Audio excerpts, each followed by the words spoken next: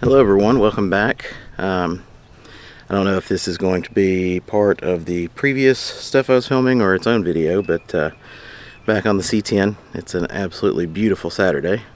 I couldn't get my scope down in the tank because of the way the filler neck bends, so I'm going to try to run just a little 12 volt pump with a tube down in there. See if there's anything left in it. It doesn't really sound like there's much of anything in there, but I'd like to be sure before I go pouring gas in it. So I'm going to get you all set up and work on that. Kelly is also here, but she is currently working on a grocery list. Everyone say hi. Hello. So she'll be back with us when she finishes up with that. Alright, so I've just got this simple little electric transfer pump. It's 12 volts, runs off a battery. I've got a car battery sitting down here that I'm sure you can't see. The sun's so bright I can't really see the screen to know what you can see. But I think you can see what I'm doing here. But these pumps show fluid direction on them, so you just hook up the hoses the way you choose. I'm going to have intake as the little hose. So we're going to go ahead and try to run this down in the fuel tank and just see if it pulls anything out.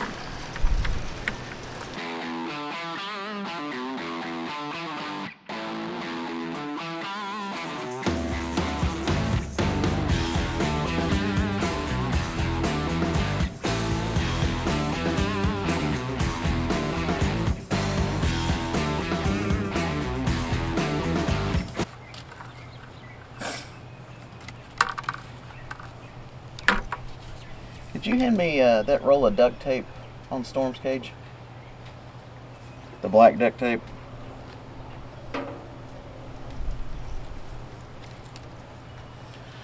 My boot has split, so there's no suction at the end of this hose. It's all coming out right here.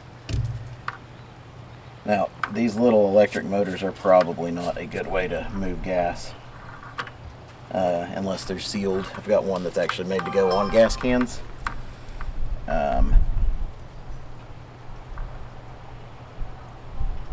Unit is unable to use for combustible material such as gasoline. So don't do this.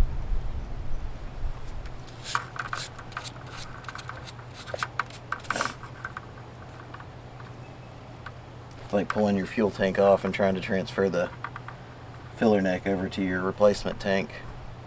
You have to desolder them to get them out of there in most cases, so you should not try that with a tank that has not been completely filled with water.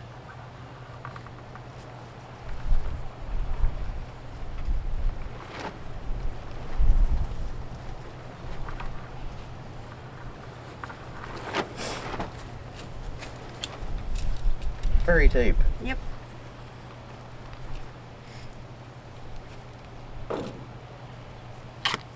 That's plenty. Well, the end where it's folded, I'll need to. I'll just put that other end Okay. on last. Fold it in. I'll just put it on last.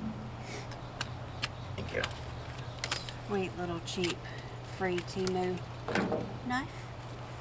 Works just fine. Is it leaking? It split right here, the hose did. It specifically says not to use it for gasoline. Oh. So obviously I'm going to keep trying to suck gasoline out of here with it.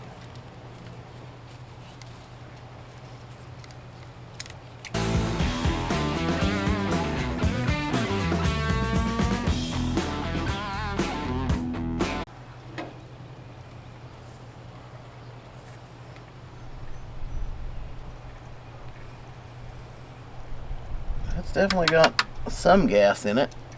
This isn't pulling it out. I think it's still completely lost its suction. Can't believe the 2 seconds I spent duct taping it didn't fix it.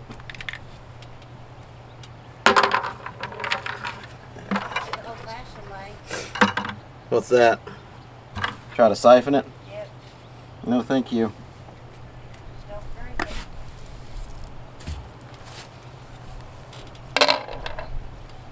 Check back for useful tips. Alright, well, I think we're going to go check the fuel line. Maybe just disconnect it. See if we can get this to crank over.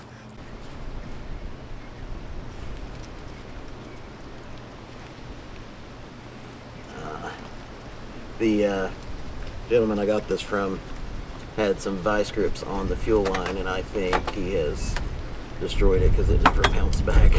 It's still flat. Let me go see if I've got some fuel line.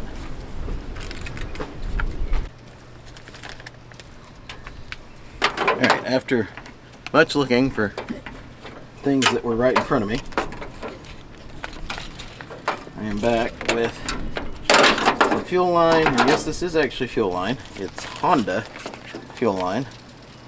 Actual branded Honda fuel line. And it is just some spare that I had laying around. Hopefully big enough for these and that.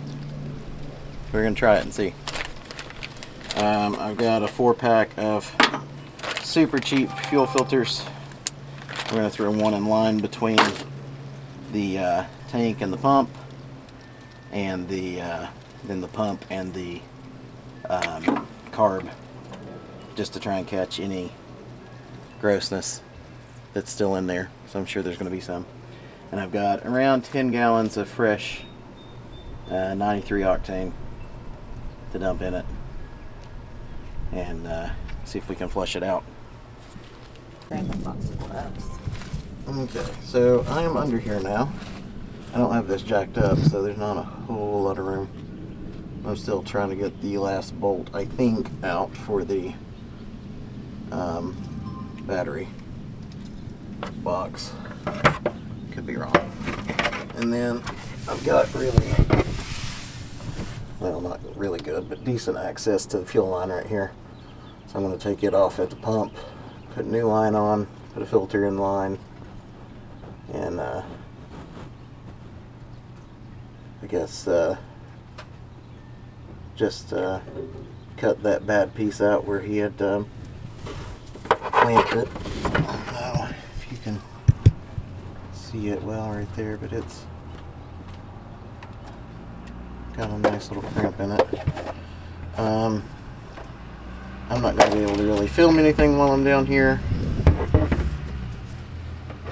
so I'll be back once I get that done.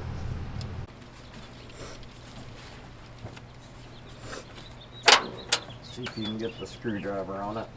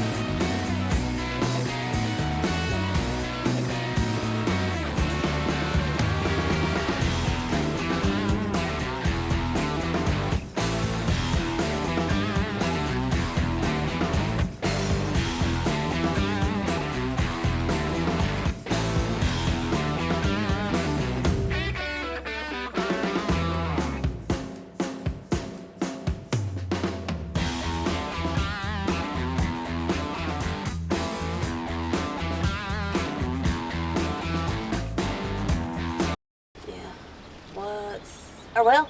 Oh, no, it's pointing down towards you. Never mind. Yeah. What size you think? Or, well, I can take this other one. We need Austin's little kit. Oh, my knee hurts. Alright, I have put 4 or 5 gallons of fresh gas in here. Let's see if that helps it.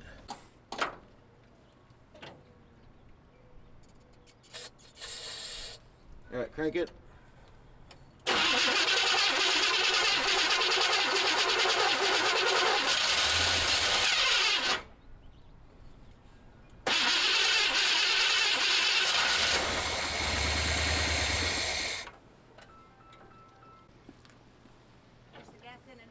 Yeah.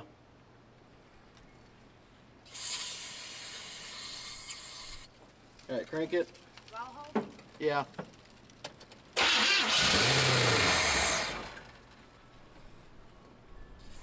Holding the gas? Just crank it without the gas.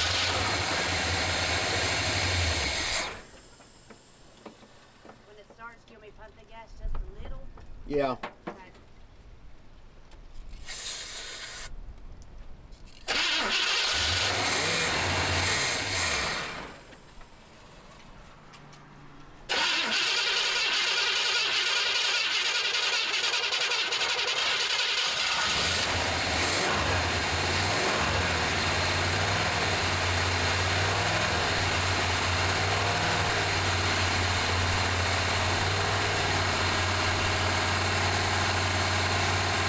Lid off. Right. Yeah.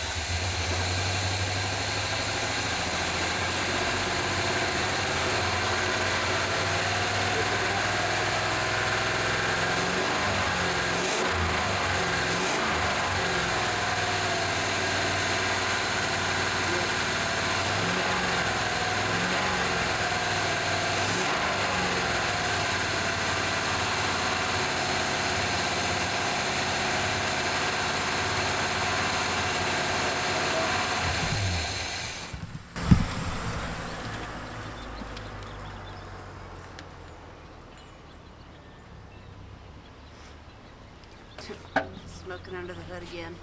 Oh yeah, it's smoking everywhere. I think the transmission has a leak, so there's definitely a lot of tranny fluid down there, but I think we're just burning off stuff that's been on here for a while.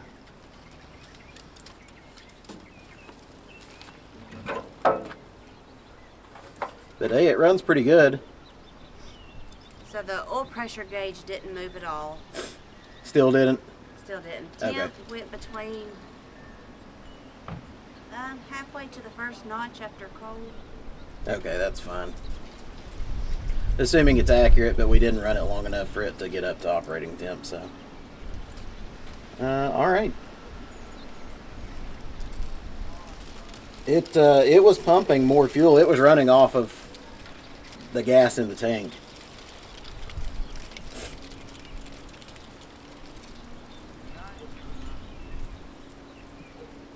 It's not bad. I don't want to run it too much more until I get some belts for it. Right. Kelly said the clock started just a second ago. Does the radio work? A meatball has just juicy as the certified Angus beef you'll find exclusively at Food City. All right, that works. Oh, there's the switch for the light back there. Ah, it looks a little... Hit it and see.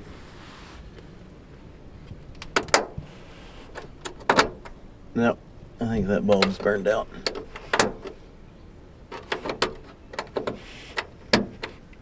Wait, cargo, that's back here. Hit it again. Nope, that seems to be burned out too. We can only hang half of a umbrella on this. Yeah, I need to pull that out of there. We're in East Tennessee. Everyone got gun racks, just about. Yeah, but I don't need half a gun rack. And I still got the RPO code sticker in here. So clean. I feel like the mileage on here is probably accurate at 66,000 and not 166,000.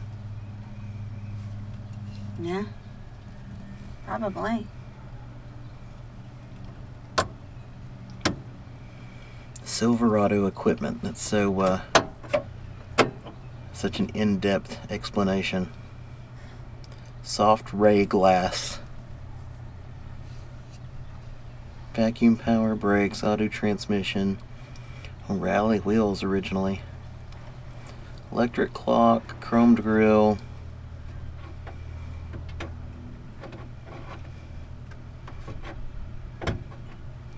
Vinyl trim.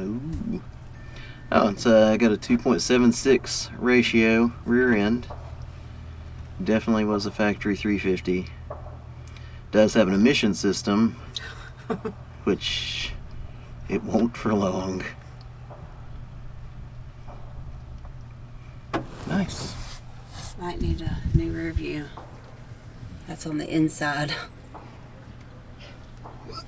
Oh yeah, the glass is like delaminating. Mm-hmm. Or the coating on the glass is delaminating. Oh, yeah, I don't want to move that sitting here. Got some free straws. Mm-hmm. All right. Turn the key on. You probably want to step out, but hit the blower motor. Let's see if it works. I thought about that, but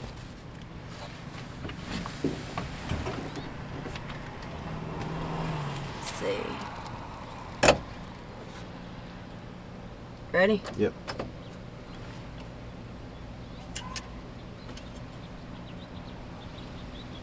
Oh, that's a whole bunch of nothing.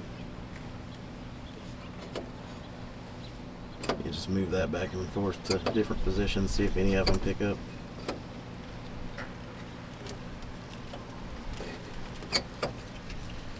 Try it on its lowest setting. Jeez. Mother Nature's air conditioning.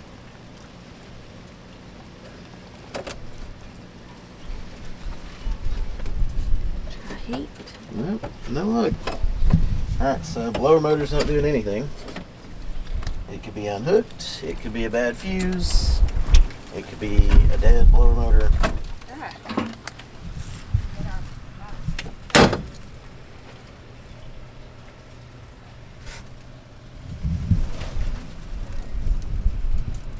I'm going to be working to make this not red, because I don't like the red. I got to get that window back on track, and I've got brakes to go all the way around it. We are getting a little late in the day today, so, and my SD card's almost full, so I'm going to cut here, and we'll be back.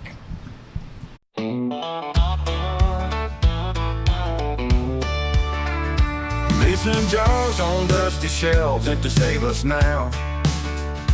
Neon lights flicker hard, shadows dance aloud. Rusty tools on memories, we share the scars. In this garage we raise hell, fixing cars.